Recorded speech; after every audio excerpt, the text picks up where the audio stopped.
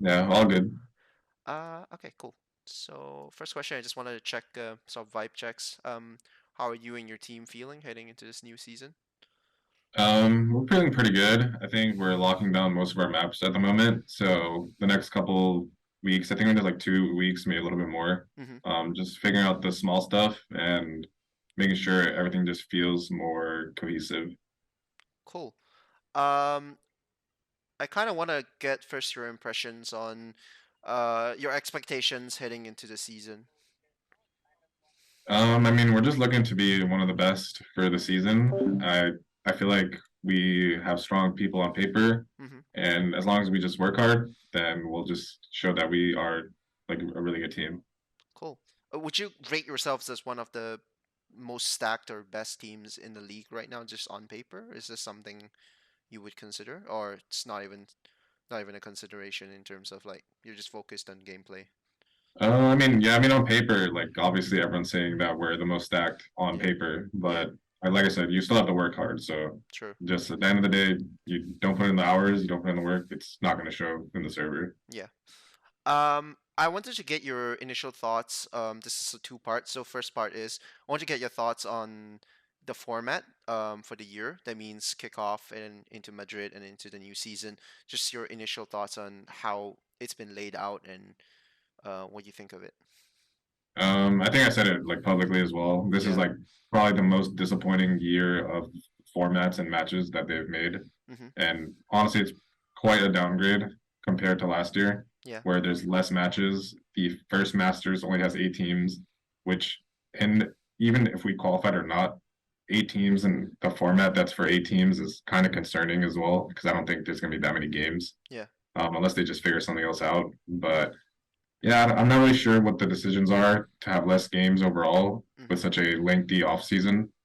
I think they need to redo that department, to be honest, because they're just not making good decisions at the moment. I spoke to Derek earlier, and he had a suggestion for how he wanted, or how he would prefer it to be formatted, which was two separate splits, each about 10 games per split, for each team to play. Would this be like a format that you'd be open to? Is this like a good number of games, or less, more?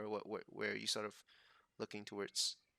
I think he's basically just suggesting what happened last Yeah, season. So last season there was 10 games, like you played every team one time, and then you went into a playoff bracket where yeah. the top three He went wants it to twice, an event. basically. Yeah. Yeah. So I mean, yeah, that's ideal, and I think there's plenty of time in the calendar for them to do that, but they've chosen not to do that. So Excuse me. for whatever reason that is, I don't understand it. I see. Okay, so the second part of the question, they've now revealed the matchups for kickoff itself, and so you're in the same group as Furia, Cloud9, and MIB here, of course. And you'll be facing Furia first. So first, your initial thoughts on facing Furia as a team, as well as your thoughts on the other teams in your group. Fury seems like a pretty good team. I mean, they've changed their duelist to MW Zera, from what I understand, Yep. and that guy definitely has a lot of talent. So I think we just have to focus on just making sure our fundamentals are good, since we won't have any prior information on them, Mm-hmm. and making sure that the things we do are just going to be solid, because they have good enough players to just punish us on bad, like if we make mistakes. So yeah, I mean, I think overall the group is pretty balanced. Yep. Obviously, people are going to say the other group is more stacked, et cetera, et cetera. But just to focus on our group, I feel like everyone has like a legitimate threat and can win. So we're kind of just making sure. Not we're not focusing. It's not that we're not focusing on them, but we want to make sure us ourselves are good, like Yeah. versus any opposition. Like when we run to an issue, Yeah. whether a team plays deadlock or breach, or they play ISO or whatever is wacky things they're going to try, that Mm-hmm. we could be ready. Based on your scrim results so far and your performances, do you think you have a good shot of making it out on being one of the two teams that makes it to Madrid? To kick off. Sorry, Madrid. Yeah, I think so. I think our scrims have been going pretty well. Like we're always learning a lot every scrim. We're not playing to win every single scrim, and we're just trying some new ideas. And we have like a style that we think is good specifically for our team, Yep. and maybe that's going to be beneficial for our matches. But who knows? Like until we see how the meta plays out later in this year, everything in the beginning of the year is going to be like a little off meta. I see. Cool, cool. All right, cool. So, uh, I know you've been working both in CS:GO and then now in Valorant for quite a number of years. You started your career in CLG, I believe, as an analyst, then you transitioned to coaching. Um, Mhm. I kind of want you've also had sort of the experience of working with some of the biggest names in the scene since you started your career.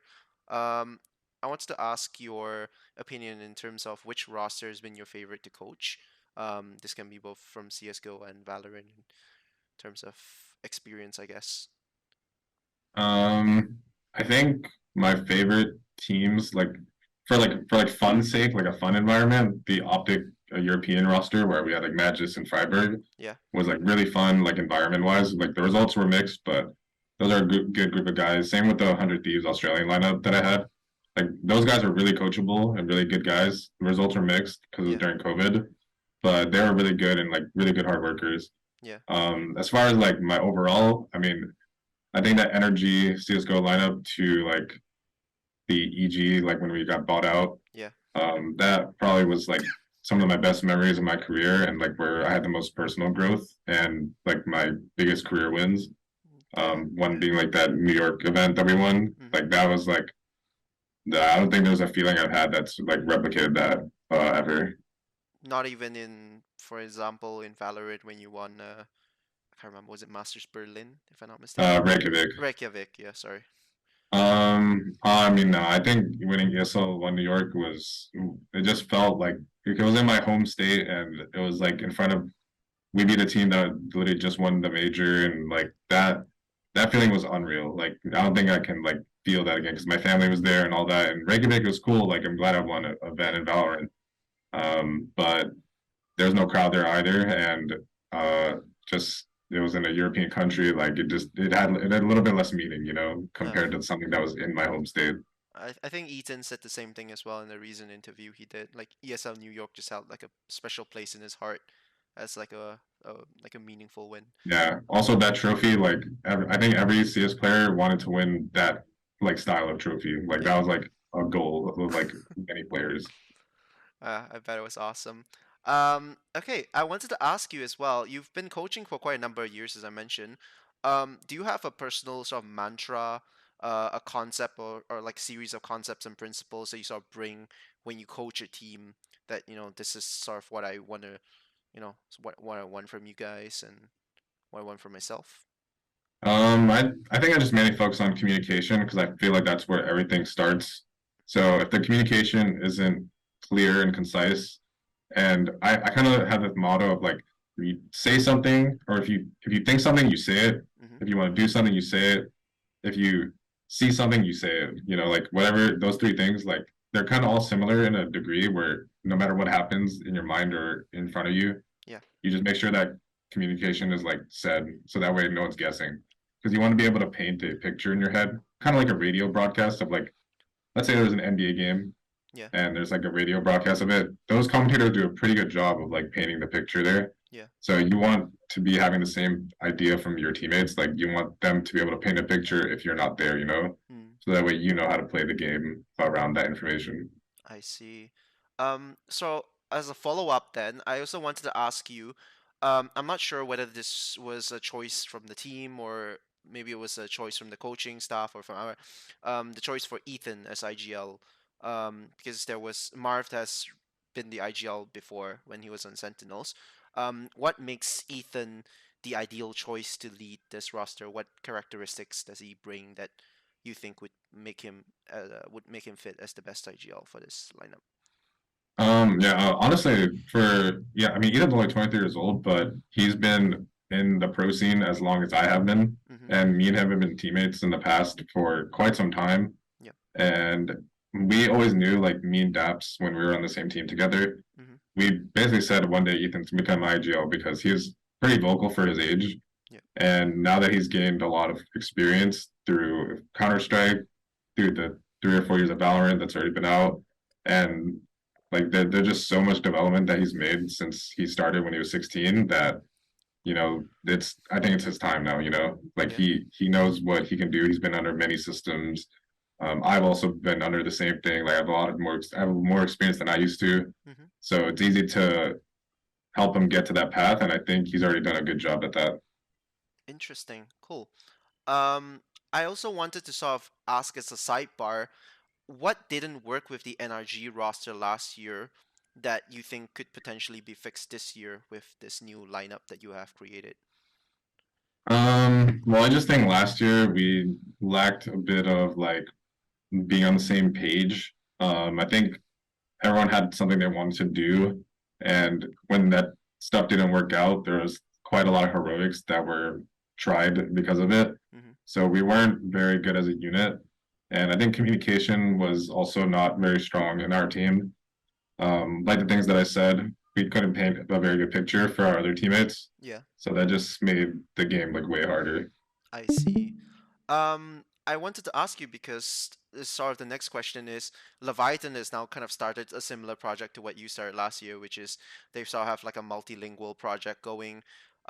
So looking at the fact that maybe it's unfair to say this, but the project with artists didn't quite work out the way you guys would have wanted. Do you think this new Leviathan project would work?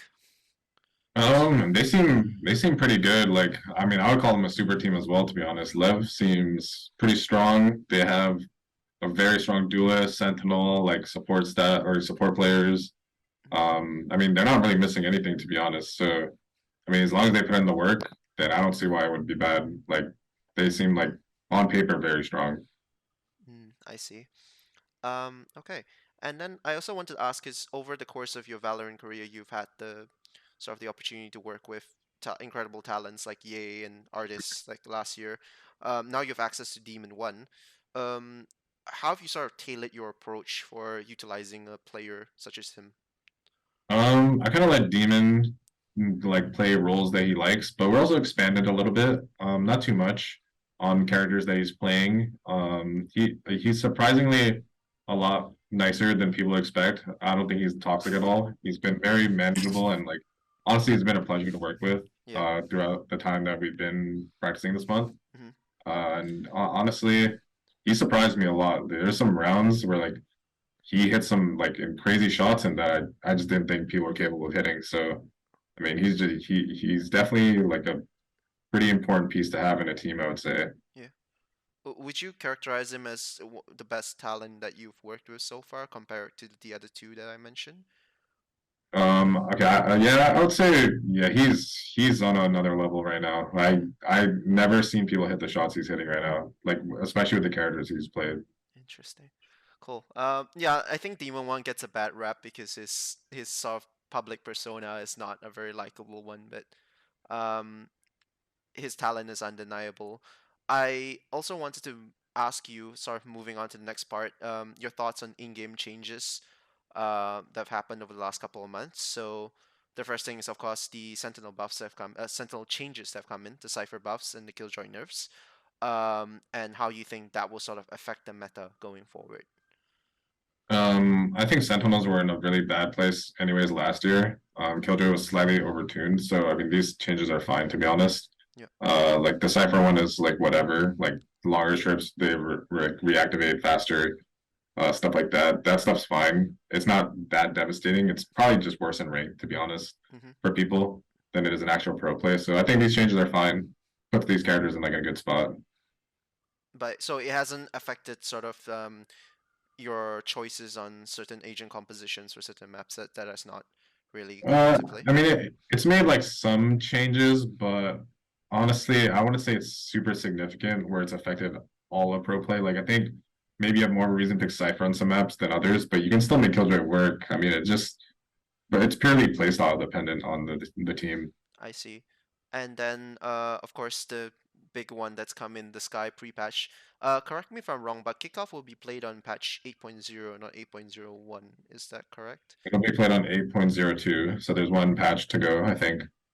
Oh, so Kickoff will be played with nerfed Sky, not pre-patch Sky? Yeah, it will be nerfed, yeah. Oh, I see. Okay, because I've heard Riot saying that it will be pre-patched. Okay, that's a big thing. So how has the nerf to Sky? Because Sky was obviously a really big part of a lot of teams' agent compositions. You sort of filled two roles at once. Has that affected the sort of your decisions for team compositions at all? I think for certain maps, we probably are less likely to use Sky, but you just have to be kind of more careful with how you spend your utility as Sky Mm-hmm. because you don't get a regenerating flash anymore, Yeah. which is fine. I mean, it's not like you need to pre-flash long on bind a Sky because you can already assume there's one there anyways. Yeah. And sometimes people dodge it. Like it doesn't really matter that much. You just have to be very like you have to be very like you have to know what you're doing with it basically. Like you can't make like sloppy decisions with your flashes. Mm-hmm. And the moment you don't have any, then it's whatever. Then you just play the game regularly. So Yeah.